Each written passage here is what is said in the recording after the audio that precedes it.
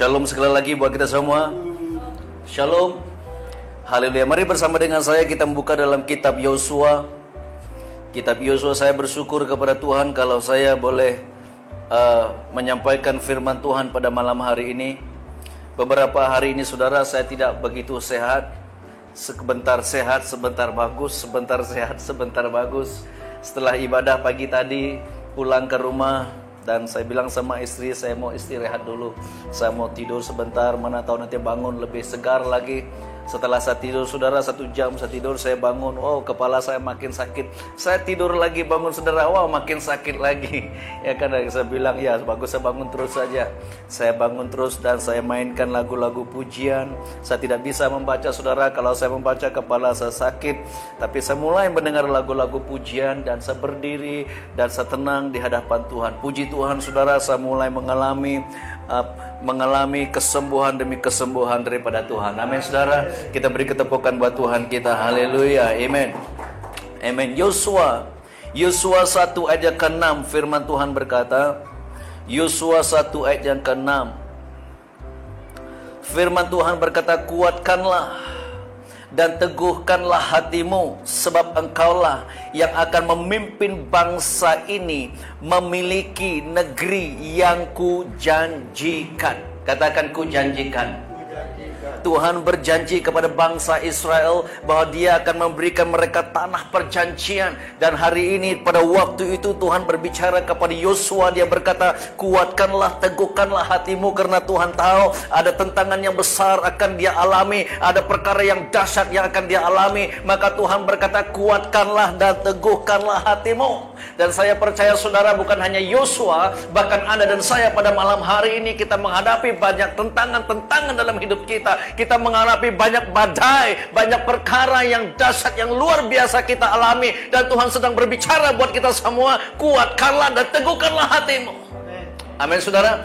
Kuatkanlah dan teguhkanlah hatimu. Tuhan berbicara supaya kita wake up, supaya kita bangkit, supaya kita bukan hanya menjadi seorang Kristen yang cengeng, menjadi seorang Kristen yang hanya sekedar meminta, menjadi seorang Kristen yang hanya sekedar menangis, tapi kita harus bangkit sebagai umat pilihan Tuhan. Yang setuju katakan amin.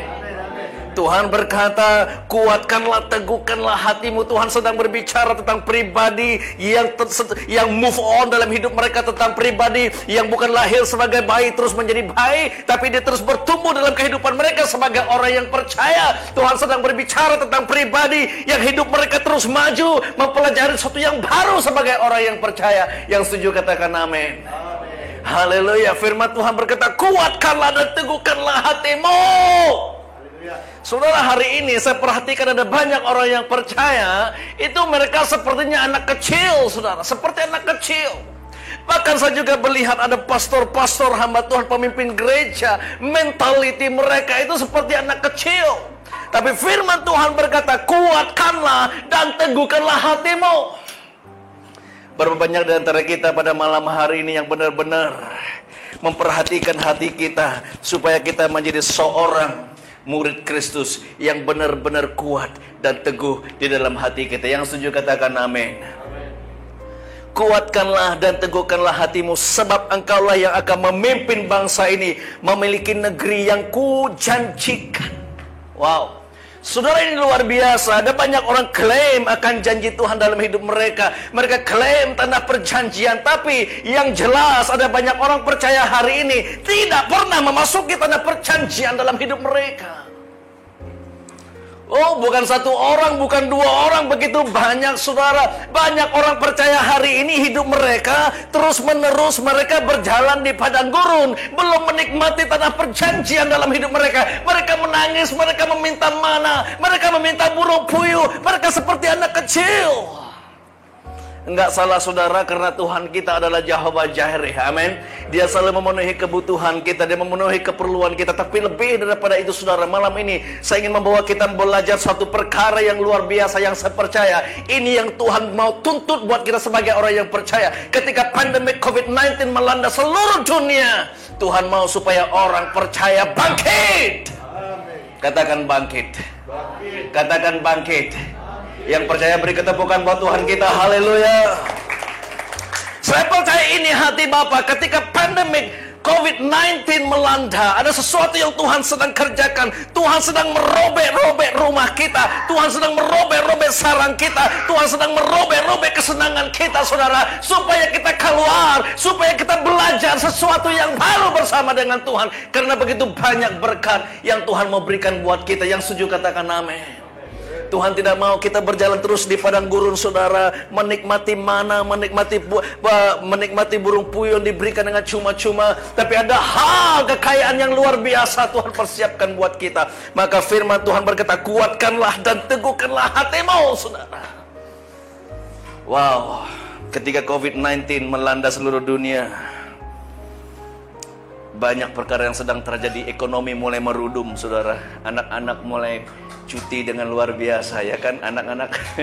Saya tidak tahu, mungkin ada anak yang happy, terima kasih Tuhan kami dapat cuti yang percuma, ya kan. Atau ada yang di cuti dari pekerjaan, mungkin kamu mengatakan terima kasih Tuhan saya tidak bekerja. Dan banyak orang yang stres, bahkan gereja-gereja juga stres, saudara. Semuanya mengalami dampak yang luar biasa. Tetapi saya melihat orang yang benar-benar teguh dan kuat dalam hati mereka. Mereka menuai kemenangan demi kemenangan. Yang setuju katakan amin. Yang setuju beri ketepukan buat Tuhan kita yang luar biasa. Haleluya. Di dalam Yosua bab yang kelima, firman Tuhan berkata, kalau kita perhatikan Yosua 5 ayat yang ke-11. Yosua 5 ayat ke-11, lalu pada hari sesudah Paskah, mereka makan hasil negeri itu, yakni roti yang tidak beragi dan bertih gandum pada hari itu juga. Perhatikan baik-baik saudara, ayat yang ke-11. Lalu pada hari itu sesudah Paskah, mereka apa? Makan hasil negeri itu. Katakan negeri itu. Katakan negeri itu. Saudara, Tuhan mau supaya Anda juga menikmati kekayaan di tempat ini. Yang setuju katakan amin. Saya percaya kalau Anda berada di Johor Bahru, ini bukan satu kebetulan, ini bukan karena tiba-tiba BEM Anda muncul di Johor. Tidak, saudara, tapi Tuhan punya rencana yang besar buat kita. Yang setuju katakan amin. Ada hasil yang luar biasa Tuhan mau percayakan buat kita di tempat ini. Saudara, ini yang sama seringkali ingin saya katakan buat kita. Maka makan hasil dari negeri itu. Bukan sesuatu yang turun dari surga seperti sebelumnya. Ada mana dan burung puyuh yang mereka begitu menjadi orang Kristen yang manja. Katakan manja. Saya tidak mau kita manja, saudara. Amin. Oh Tuhan, berikan aku nasi ayam. Oh Tuhan, berikan aku pekerjaan. Yes, Tuhan akan memberikan kamu pekerjaan. What next? Sampai seterusnya, saudara. Tuhan berikan aku, Tuhan berikan aku. Mereka menjadi orang yang manja sebagai orang Kristen. Tapi firman Tuhan berkata, setelah Yosua memimpin mereka memasuki tanah perjanjian, dalam ayat yang ke-11, mereka makan hasil negeri itu. Luar biasa. Ayat yang ke-12, lalu berhentilah mana itu. Wow. Ini sesuatu yang menyakitkan, tetapi ada berkat yang luar biasa Tuhan percayakan buat mereka. Yang setuju katakan amin. Lalu berhentilah mana itu pada keesokan harinya setelah mereka makan hasil dari negeri itu. Saudara dengar baik-baik. Firman ini sedang mengajarkan kita tentang level yang baru. Katakan level yang baru. Sebagai orang yang percaya, kita tidak bisa terus tinggal tahun 2010, 2011, 2012, 2020. Oh, masih sama lagi. Tidak, saudara, kita harus bertumbuh. Katakan bertumbuh. Kita bertumbuh dalam keluarga, kita bertumbuh dalam pemikiran, kita bertumbuh dalam kehidupan rohani, kita bertumbuh dalam pekerjaan kita bertumbuh dalam banyak hal. Kita move on dan move on, saudara. Meskipun banyak tentangan, firman Tuhan berkata, kuatkanlah, teguhkanlah hatimu. Ada banyak berkat Tuhan ingin berikan buat kita, tapi berapa banyak di antara kita yang mau move on menjadi orang yang dewasa. Katakan dewasa. Katakan dewasa. Saudara, Tuhan mau supaya kita dewasa kepada level yang baru, supaya kita bisa mengelola. Katakan mengelola. Saudara, saya percaya ada banyak berkat di negeri ini Tuhan ingin goncangkan dan berikan buat kita orang yang percaya. Tapi berapa banyak di antara kita yang benar-benar siap untuk mengelola berkat-berkat Tuhan? Amin, saudara.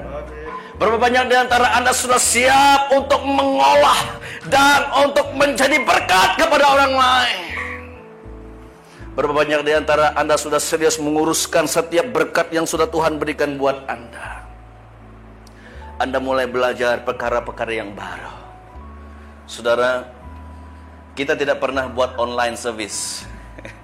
Kalau bukan pandemik, kalau bukan COVID-19, kita tidak belajar perkara yang baru, saudara. Kita tidak pernah buat kelas dalam Zoom, kita tidak pernah berdoa dalam Zoom, saudara. Tetapi karena COVID-19 kita mulai mempelajari perkara yang baru. Yang setuju katakan amin. Beri ketepukan buat Tuhan kita yang luar biasa. Saya percaya, saudara, bukan hanya Zoom-nya saja, tapi Tuhan mau Anda sebagai orang yang percaya mulai mempelajari perkara-perkara yang baru. Yang setuju katakan amin. Haleluya. Haleluya. Ini janji Tuhan ke tanah perjanjian. Ayat yang ke-12, lalu berhentilah mana itu pada keesokan harinya setelah mereka makan hasil negeri itu. Jadi orang Israel tidak beroleh mana lagi, tetapi dalam tahun itu mereka makan yang dihasilkan apa? Tanah Kanaan. Kenapa kita sebagai orang yang percaya tidak mengalami janji seperti ini? Kenapa kita seringkali merasa diri kita berjalan di padang gurun? Dari dulu kita terus di padang gurun. Saya ingin membawa kita mempelajari, saudara, malam hari ini. Karena Tuhan, hati Bapa mau supaya kamu menjadi pengelola kepada berkat-berkat Tuhan. Yang setuju katakan amin. Tuhan mau supaya Anda bangkit. Tuhan mau supaya Anda wake up, Anda bangun. Beberapa hari yang lalu ini, saudara, bahkan ada hamba Tuhan juga jumpa dengan saya, minta, Pastor, apakah ada bantuan lagi? Wow, saudara, tidak salah kita beri berkat kepada mereka. Tetapi saya mau supaya kita bukan saja terima berkat, tetapi kita mengelola berkat-berkat Tuhan. Yang setuju katakan amin. Yang setuju beri ketepukan buat Tuhan kita. Saya mau mendengar kesaksian di tempat ini. Bulan depan, bulan-bulan yang mendatang, kamu menjadi berkat kepada banyak orang. Amin, saudara. Sehingga orang menelepon Anda, hey Brother Gaung, ada lagi ke Maggie. Maggie pula kan. Haleluya, amin. Saya ingin membawa kita melihat dalam Roma 8:17. Kita ingin masuk lebih dalam lagi, saudara. Roma 8 ayat ke-17. Roma 8:17, dan jika kita adalah anak, maka kita juga adalah ahli waris. Katakan ahli waris. Katakan ahli waris. Boleh kamu bilang kepada orang di kiri kanan kamu, di kiri tidak sampai 1 meter kan? Kau itu adalah ahli waris. Haleluya. Amen. Ada amin. Beri ketepukan buat Tuhan kita. Haleluya. Haleluya. Dan jika kita adalah anak, maka kita juga adalah ahli waris. Maksudnya orang-orang yang berhak. Katakan berhak. Tunjuk pada diri kamu, kamu itu berhak. Amin, saudara. Anda berhak. Berhak apa? Kita berhak menerima janji-janji Tuhan. Katakan janji-janji Tuhan. Katakan janji-janji Tuhan. Beri ketepukan yang luar biasa buat Tuhan kita. Haleluya. Tuhan punya janji yang luar biasa, saudara, buat kita. Maksudnya orang-orang yang berhak menerima janji-janji Allah yang akan menerimanya bersama-sama dengan Kristus. Wow, ini lagi luar biasa, luar biasa. Bukan saja Anda menerima sendirian, firman Tuhan berkata, kita akan menerima Dia bersama-sama dengan Kristus. Di dalam kekayaan yang tidak terbatas, Anda menerima berkat yang luar biasa, janji-janji Tuhan. Firman Tuhan berkata, karena Yesus adalah ya bagi semua janji-janji Allah. Yang setuju katakan amin. Luar biasa, saudara. Saya tidak bisa bayangkan kalau kita bersama dengan Yesus itu, kamu sedang bersama dengan janji-janji Tuhan yang luar biasa. Tapi kenapa banyak orang tidak menerima, tidak hidup di dalam janji-janji Tuhan? Seterusnya firman Tuhan berkata, yaitu, ini dengar baik-baik, yaitu jika kita apa? Coba cakap kuat-kuat. Jika kita oh, semua tidak berani sebutnya. Yaitu jika kita menderita bersama-sama dengan Dia, supaya kita juga dipermuliakan. Kunci yang saya rasa seringkali hilang dalam hidup kita, saudara. Ketika penderitaan itu datang, kita lebih suka komplain. Kita lebih suka mencari alternatif lain. Penderitaan berbicara tentang kedewasaan. Katakan kedewasaan. Katakan kedewasaan. Saudara, orang yang hanya lulus ujian akan diberikan satu jawatan, akan diberikan satu kepercayaan yang baru kepada mereka. Yang setuju katakan amin. Penderitaan berbicara tentang kedewasaan. Dewasa dalam pemikiran, dewasa dalam kehidupan, dewasa dalam perbicaraan, dewasa dalam kehidupan rohani kita. Dan ini berbicara juga tentang ketaatan. Katakan ketaatan. Saudara, kedewasaan rohani tidak bisa dipisahkan daripada ketaatan dan kesetiaan kita mengiringi Tuhan. Yang setuju katakan amin. Yang setuju katakan amin. Saudara, ketika Yosua mentaati perintah Tuhan, tidak ada yang bisa menghalangi Yosua untuk masuk di tanah perjanjian.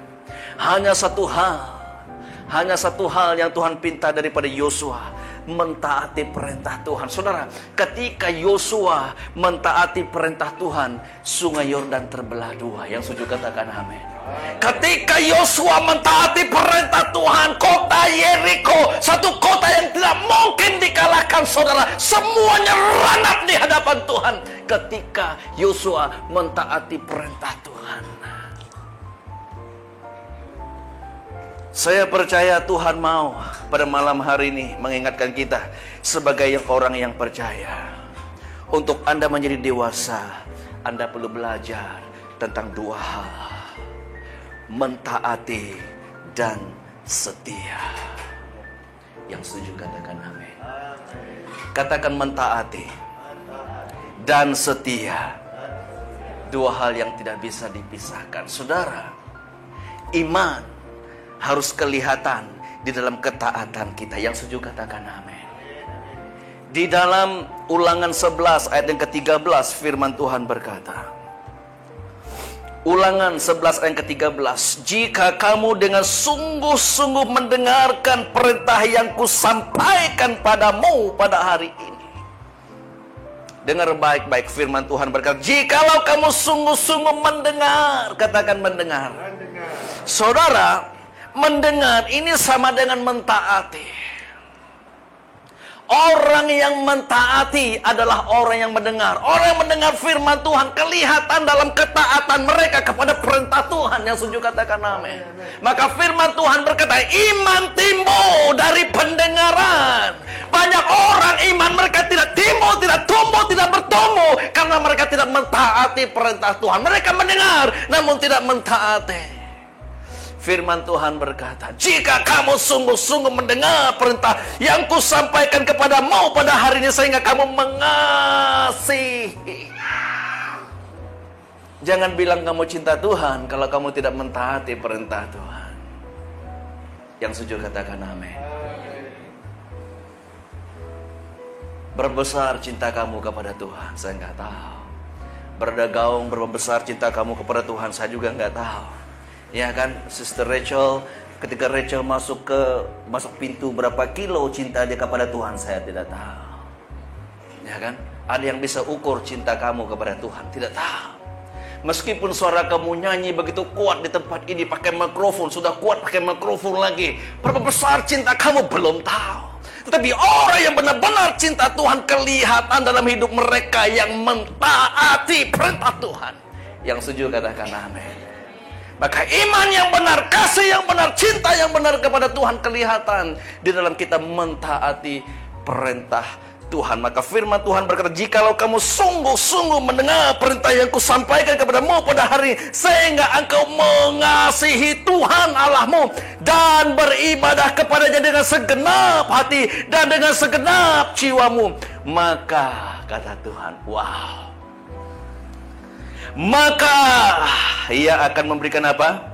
Hujan untuk tanahmu pada masanya, hujan awal dan hujan akhir, sehingga engkau dapat mengumpulkan gandummu, anggurmu, dan minyakmu.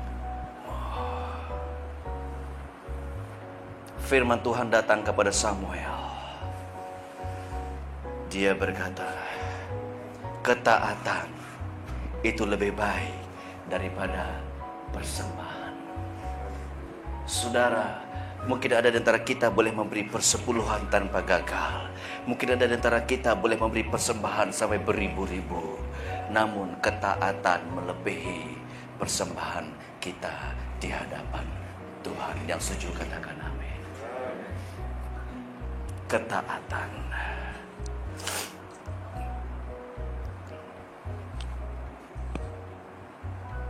Orang yang taat, orang yang setia.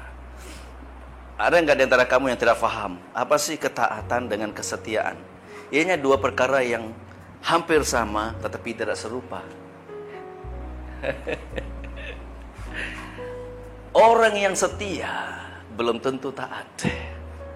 Orang yang taat belum tentu setia. Tapi kedua-duanya harus bekerja sama. Yang setuju katakan amin. Yang setuju katakan amin. Orang yang mentaati perintah Tuhan. Oh, saya melihat banyak orang yang mentaati perintah Tuhan, tapi belum tentu mereka setia sampai garis akhir. 2 tahun, 3 tahun mereka mentaati perintah Tuhan, tapi tahun yang keempat mereka sudah hilang. Tahu-tahu mereka sudah pergi berkawin dengan orang yang tidak seiman.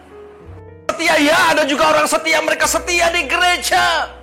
Dari kecil sekolah minggu sampai remaja, sampai dewasa, sampai janggut mereka sudah panjang, mereka setia di gereja, tapi mereka tidak pernah mentaati perintah Tuhan. Ada, oh ya ada. Datang ke gereja, datang, setia-setia, tapi tidak pernah mentaati perintah Tuhan. Mungkin dia datang ke gereja, tidak pernah memberi persepuluhan mungkin. Dia datang ke gereja, mungkin tidak pernah pergi memberitakan kabar baik Tuhan. Datang ke gereja, namun tidak pernah mengampuni orang yang menyakitkan hati. Oh, dia sakitkan hati orang, lapuk padan muka kau, dia bilang, lagi suka dia, ya kan? Setia, tetap setia. Dua hal ini harus berjalan dalam hidup kita. Yang setuju katakan amin. Saudara, hari ini saya ingin membawa kita dengan cepat. Oh, sudah mau habiskan masa saya, ya? Sudah lepas sekali. Haleluya. Alright. Saya bawa ke kita dengan cepat. Ya, saya buka dalam 1 Samuel. Saya akan habis ya sebentar. 1 Samuel. Karena ini sangat penting. Banyak orang tidak bisa mengalami tanah perjanjian karena mereka tidak benar-benar mentaati dan setia dalam hidup mereka. Karena ketaatan dan kesetiaan adalah refleksi orang yang dewasa rohani. Yang setuju katakan amin. Orang yang dewasa rohani, orang yang bertumbuh, orang yang move on dalam hidup mereka. Mereka mentaati dan menjadi dewasa dalam hidup mereka. Kita perhatikan 1 Samuel bab yang ke-15 ayat yang ke-11. Kita perhatikan orang yang tidak mentaati Tuhan. Ayat yang ke-11. Aku menyesal. Katakan menyesal. Saudara, Tuhan sangat menyesal dengan orang-orang yang tidak mentaati. Jangan sampai Tuhan menyesal dengan Anda. Halo? Pernah kamu menyesal? Bagaimana perasaan ketika kamu menyesal? Bagus kita bagus? Ada kayak yang happy, aku menyesal. Terima kasih, aku menyesal. Adakah begitu? Aku belanja kau makan, aku lagi menyesal ini. Aku belanja kau makan. Mari siapa mau makan? Aku pause semua 10 meja di restoran ini gara-gara menyesal. Ada?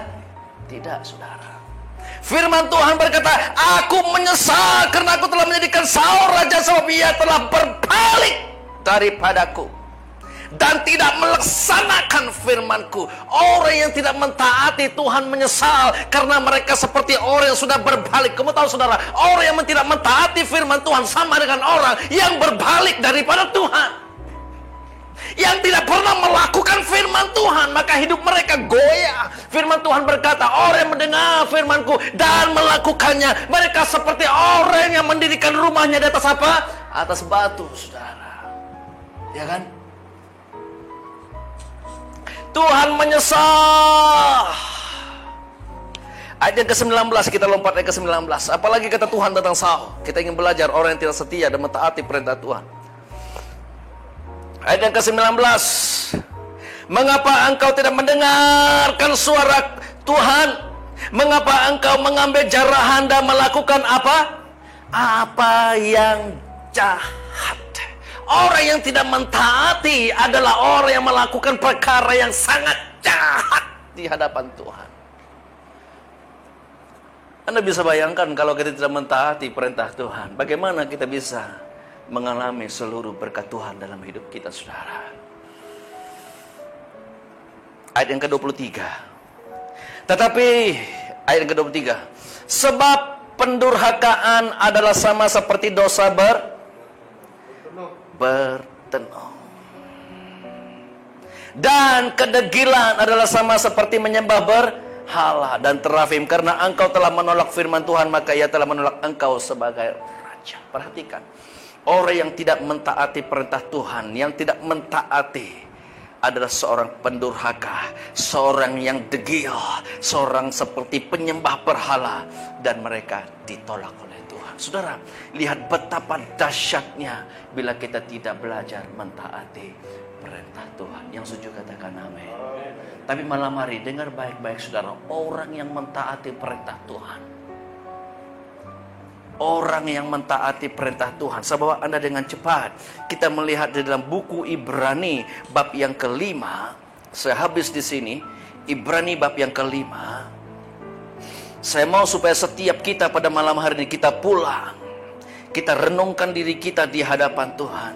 Dan saya mau kamu mulai melangkah dengan iman, memasuki di dalam tanah perjanjian. Ibrani 5 ayat yang ke-8. Dan sekalipun ia adalah anak, ia telah apa? Belajar menjadi taat. Ada tiga level orang mentaati Tuhan. Yang pertama, belajar. Katakan belajar. Dia membangunkan hidupnya, dia mau untuk belajar. Apa banyak di antara kita di sini yang mau belajar? Ketika kamu ditegur, kamu tetap setia dan kamu mau belajar, saudara. Belajar itu menyakitkan, tetapi ketika kamu mau belajar, saya percaya Tuhan sangat senang dengan orang yang mau belajar. Yang setuju katakan amin. Mereka belajar untuk membaca firman Tuhan, mereka belajar untuk menyembah Tuhan, mereka belajar untuk memberi, mereka belajar untuk memberitakan kabar baik Tuhan, mereka belajar untuk mengampuni, mereka belajar dan belajar dan belajar, dan mereka mulai jatuh dan mereka belajar, dan jatuh mereka belajar. Saudara, Abraham, bapak iman kita, kelihatan luar biasa. Tapi kalau kamu membaca cerita Abraham, dia banyak kali gagal, saudara. Dia gagal, namun dia belajar. Dia gagal, dan dia belajar, saudara. Dan kamu bisa menjadi sama seperti Abraham jika mau belajar mentaati perintah Tuhan. Yang setuju katakan amin. Yang kedua, kita perhatikan ayat ke-9. Firman Tuhan berkata, ayat ke-9, dan sesudah ia mencapai kesempurnaannya, ia menjadi pokok keselamatan yang abadi bagi semua orang yang taat kepadanya. Level yang pertama dalam ketaatan kita mau belajar, dan level yang kedua kita menjadi inspirasi kepada orang lain. Yang setuju katakan amin. Bila kamu belajar mentaati, saudara, tanpa kamu sadari, kamu menjadi inspirasi kepada ribuan orang. Yang setuju katakan amin. Ketika orang melihat Anda, iman mereka dibangkitkan. Ketika orang melihat Anda, pengharapan mereka dipulihkan. Kamu menjadi inspirasi. Tuhan akan memberkati kamu, dan kamu akan menjadi berkat kepada banyak orang. Dan perkataan kamu akan diurapi oleh Tuhan dengan luar biasa. Dan Tuhan mau supaya gerejanya malam hari ini tidak hanya duduk di gereja, tapi kita mulai keluar menjadi inspirasi kepada tetangga-tetangga kita. Yang setuju katakan amin. Yang terakhir, 2 Korintus 10. 3 level. 2 Korintus 10, level yang ketiga, ayat yang ke-6.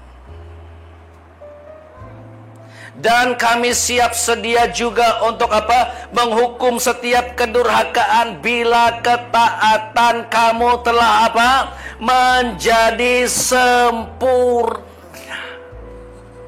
Level yang ketiga, saudara. kamu akan dipercayakan hidup yang penuh dengan otoritas. Yang setuju katakan amin. Kamu punya otoritas dalam ekonomi, kamu punya otoritas dalam apapun, di tempat kerja kamu, dalam keluarga, dalam apapun yang kamu ceburi, saudara, Tuhan akan memberikan Anda otoritas. Yang setuju katakan amin. Yang setuju kita beri ketepukan buat Tuhan kita yang luar biasa. Haleluya.